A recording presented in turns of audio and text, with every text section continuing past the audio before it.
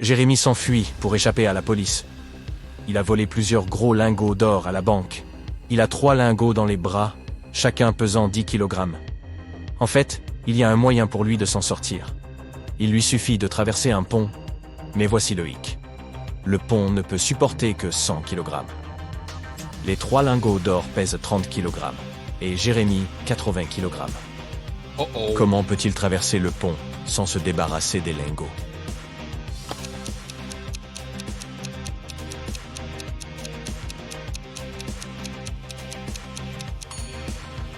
Il semble que pour y parvenir, il faudrait que l'un des lingots flotte littéralement dans l'air. Pour ce faire, Jérémy doit jongler avec les lingots. De cette façon, seuls 2 lingots seront en action sur le pont, tandis que le 3e sera en l'air. Et voilà, 80, 10 over 100, le pont ne risque donc pas de laisser tomber Jérémy.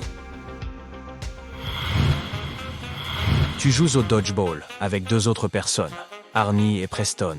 Vous vous tenez dans un triangle et vous lancez à tour de rôle une balle sur l'un des autres joueurs de votre choix jusqu'à ce qu'il ne reste plus qu'une seule personne. Tu as 30% de chance de toucher la personne que tu vises.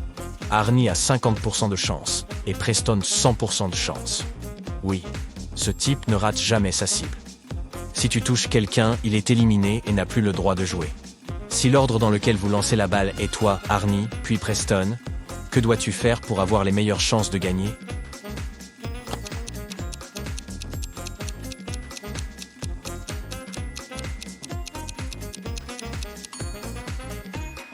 Tout d'abord, tu dois faire exprès de rater la première fois. Si tu essayes de toucher Arnie et que tu réussis, Preston passera ensuite et il te touchera à 100% et tu perdras à coup sûr. Si tu vises Preston et que tu le touches, Arnie s'en prendra à toi. Si tu rates ton premier tour, Arnie visera Preston parce qu'il est plus fort que toi.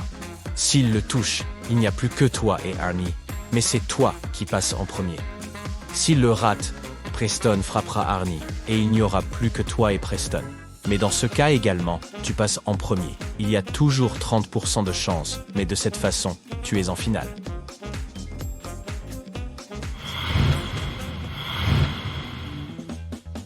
Un homme veut entrer dans un club exclusif, mais il ne connaît pas le mot de passe.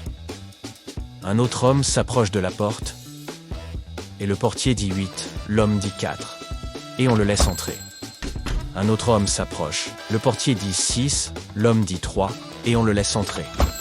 Pensant en avoir assez entendu, il s'approche de la porte et le portier dit 10, il répond 5, et on ne le laisse pas entrer. Qu'aurait-il dû dire ?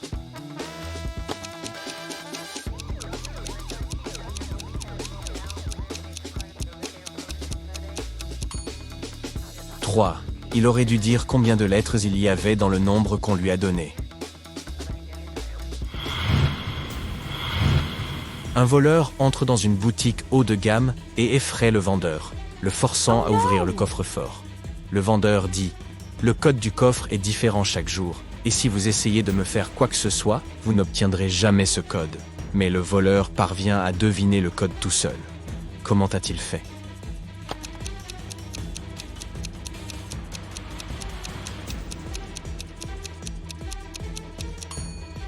Ce voleur était intelligent. Le code est différent. C'est la vendeuse qui le lui a dit. Une femme est retrouvée seule au milieu du désert. Elle est entourée d'un tas de débris et d'une épave d'avion. Il n'y a aucun autre signe de vie dans la région. Malgré le crash, la femme est en vie et se porte bien. Rien de grave ne lui est arrivé et elle semble en bonne santé. Comment a-t-elle survécu ?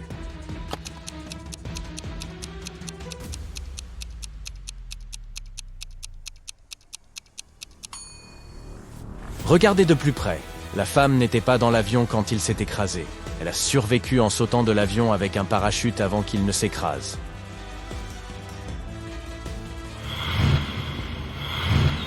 Deux pères et leurs 2 fils vont pêcher ensemble. Ils pêchent chacun un poisson qu'ils ramènent à la maison. Ils ne perdent aucun poisson. Et pourtant, lorsqu'ils rentrent de chez eux, ils n'ont que 3 poissons. Comment cela se fait-il ?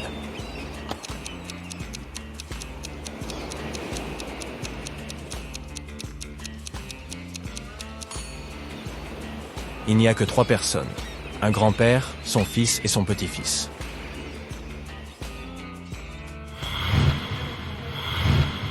Un homme d'affaires richissime, M. Ben Swift, a été enlevé et laissé enfermé tout seul, dans une pièce sombre. Son téléphone n'a presque plus de charge et il ne peut écrire qu'un seul message. Sachant que quelqu'un pourrait espionner son téléphone, il décide d'écrire un message avec un code à un ami de lycée, John Smith, qui a une agence de détective. Il se souvient qu'au lycée, chaque fois qu'il devait écrire un code secret, ils s'envoyèrent des messages chiffrés en décalant une lettre vers l'autre. Alors, regardez ça. Puis-tu deviner ce que cela signifie?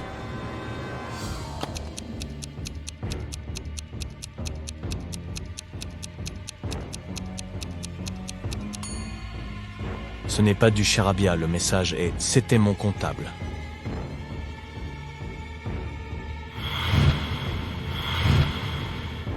Tu te promènes dans la jungle et tout à coup, tu aperçois un magnifique château antique.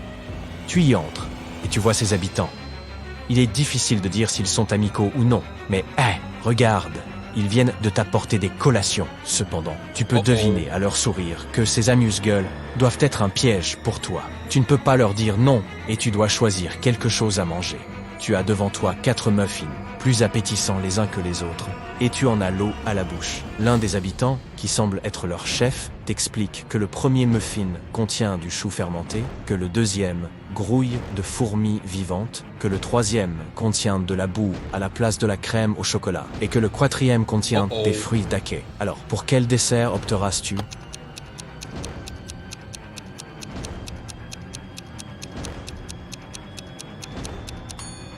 Un muffin au chou fermenté peut sembler bizarre et ne pas ressembler à un dessert, mais il est sans danger. Tu as déjà essayé le chou fermenté eki et kimchi, et tu as adoré. Pour ceux qui aiment prendre des risques, le quatrième pourrait être bon à prendre aussi.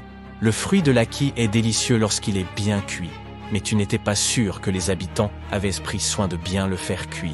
Quant aux fourmis et aux muffins à la boue, je m'en passerai volontiers. Mary est manucuriste. Ses services sont gratuits pour tous ceux qui veulent en prendre rendez-vous avec elle. Cependant, la plupart des gens finissent par payer. Comment cela se fait-il?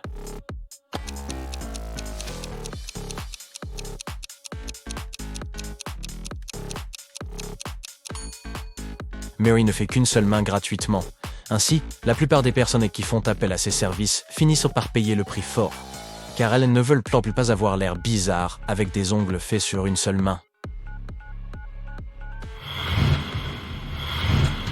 Jocelyne est allée faire des courses et a acheté beaucoup de lait, de yaourt, de viande et de fromage. En rentrant chez elle, elle s'est rendue compte qu'elle n'avait nulle part où stocker tous ces produits, car son réfrigérateur était déjà plein.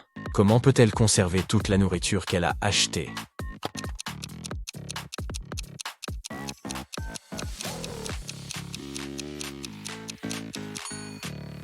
Jocelyn a besoin de réorganiser les choses dans son réfrigérateur. Voici un paquet de riz, des chips et même des biscuits. Ces produits n'ont pas besoin d'être stockés dans le réfrigérateur. Une fois qu'elle aura tout sorti du réfrigérateur, elle aura assez de place pour stocker les produits laitiers et la viande. Le professeur de Phil est une personne formidable, mais comme beaucoup d'autres personnes, il a quelques traits bizarres. Il ne laisse jamais Phil rentrer chez lui tant qu'il n'aura pas résolu l'une de ses devinettes. Cette fois-ci, l'énigme est la suivante. Combien de pommes y a-t-il au total sur un pin s'il y a 5 pommes sur chaque branche et si l'arbre compte 8 branches?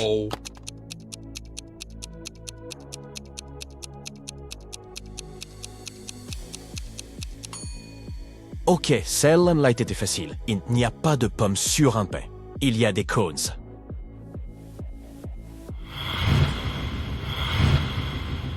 La pauvre Cathy vivait avec une belle-mère et 3 méchantes demi-sœurs. Cela me rappelle quelque chose. Son rêve était d'aller à une fête illuminée qu'elle a attendue toute l'année. Sa belle-mère, Evelyn, ne laissait jamais Cathy aller nulle part. Cette fois-ci, Evelyn a décidé de laisser Cathy partir, mais une fois qu'elle aura terminé toutes les tâches qu'elle lui a confiées. Belle-maman a demandé à Cathy de lui apporter de l'eau, mais elle lui a donné une passoire pour transporter l'eau. Comment Cathy peut-elle réussir à apporter de l'eau si elle n'a rien d'autre qu'une passoire?